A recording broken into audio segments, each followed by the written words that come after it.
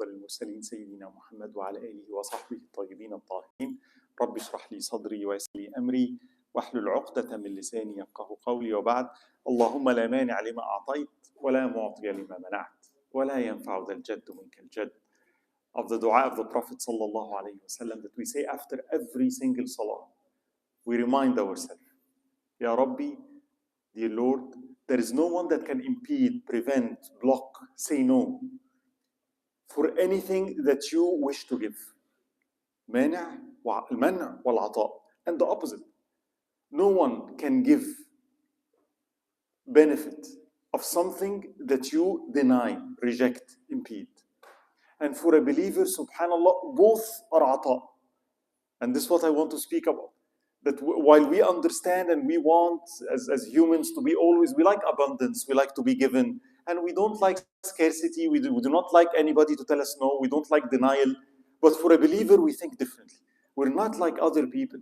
That's what other people want. That's what other people want from everything, from their job, from their wives, from their husbands, from their Lord. They want to be given. And all those are nothing more than means to get more and more and more and more. A believer understands that sometimes more is in less. Sometimes my benefit is in rejection. Ismillah subhanahu wa ta'ala al-Mu'ti, the one that gives, is always coupled with Ismillah al-Mani', the one that impedes. And al-Mani' has a very beautiful meaning. And just quickly, before I make my point, al-Mani' is the one that protects by denying and rejecting and saying no. So why does Allah not give me? Why does Allah not want to? Why don't I get what I want? Because Allah wants to protect. And there is a big difference between somebody, a reckless driver, whom you say, you know what, please wear your seatbelt. Because the seatbelt is what's going to protect you. That's hifz, that's al-hafiz. Versus if you're a reckless driver, I'm not going to give you a car, period. The car is bad for you. There is no car, there is no you driving. You cannot drive. Why can't I drive? Because you're reckless. It's going to destroy you. Fix yourself first, and then I'll give you what you want. But as long as you have those ailments, it's good not to be given. And I might not understand why. And insist and persist and keep asking and throw a tantrum. But if my parent or Allah wants good to me, He'll always tell me no. You cannot have that. So for a believer, both are gifts. Ismillah al-Mani'. Without Allah being al-Mani', I can't even make dua. When you think about it, وَيَدْعُ الْإِنسَانُ بِالشَّرِّ دُعَاءَهُ بِالْخَيْرِ. If I tell you ask for everything you want, I'm actually scared because I know I will ask for something that's not good for me. How do I know? Wealth, getting married, getting divorced, moving out of the state, staying in the United States, going to Turkey. Like, what is good and what is bad? I really don't know. Sometimes I think of something as good and it's bad because Allah's al-Mani'. Because I know for a fact as a believer, one of the biggest gifts, that if something is really bad for me, Allah will never give it to me. Yes, now I can ask. I ask everything I want. I ask freely because I know Allah will tell me no. Like the kid, the worst punishment that Allah can give a person, and this again for a believer, we need al-Mani' and al-Mu'ti. You know, Sufyan al-Thawri used to say, نعمة الله علي فيما زوى عني من الدنيا أكبر مما أعطاني منها. The blessing of Allah for the things that He denied me from the life of this world, halal, mubah things that He says no, is bigger than His gift to me in that which He gave me from it. So subhanAllah, for a believer, both are gifts, both are ata. Al-Mani', the one that impedes, is a gift.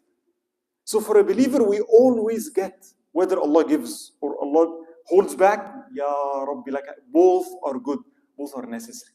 For a disbeliever, both are punishments.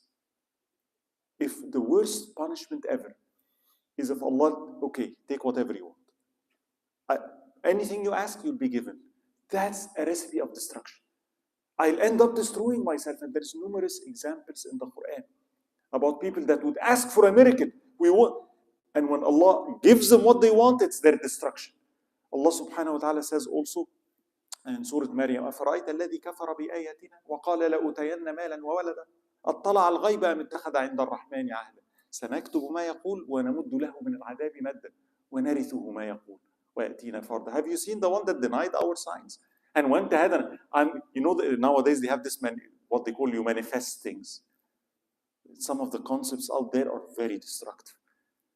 That if you want something, you think it, and the universe will respond to you. You know, the secret and all those kind of things, that the metaphysical. And like, if you want more wealth, think this way and it will happen. That's for a disbeliever. And Allah says about a person who does not believe in Allah and says, I'm going to have wealth and I'm going to have status, and Allah wants to punish him. And Allah says, did he take a covenant from Allah? How is the punishment? I'm going to give him everything. Let him take. The punishment is take. Now when he takes, what happens? It leads him away from Allah. And then Allah says, he dies and he comes by himself. So, ata and mana. Giving, abundance, and scarcity. What makes it good and what makes it bad is the way I react to it. If the gifts of Allah gets me closer to Him, it's good. If Allah denies me and it frees me to worship Him, it's good. And for a disbeliever, when they're given, it takes them away from Allah. It's bad. When they're denied, they reject Allah and they hate Allah, like they're angry at Allah, it is bad. So what determines ata and man? Because both, for a believer, both are gifts, is my reaction to it. I will choose if it's good or it's bad for me. I will choose my reaction to it. How does it affect? And Allah knows. So for a believer, I don't want to be treated like the non-believers. Ya Rabbi, don't make me among the people that whenever I ask you anything, you just give it to me. Give it to me.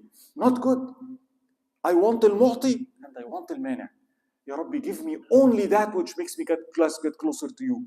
Remove from me that which makes me turn away from you. We'll finish with one statement. Min tamam ni'matihi alayk. You know that Allah fulfilled His blessings on you. أن يرزقك ما يكفيك ويمنعك مما يطغيك.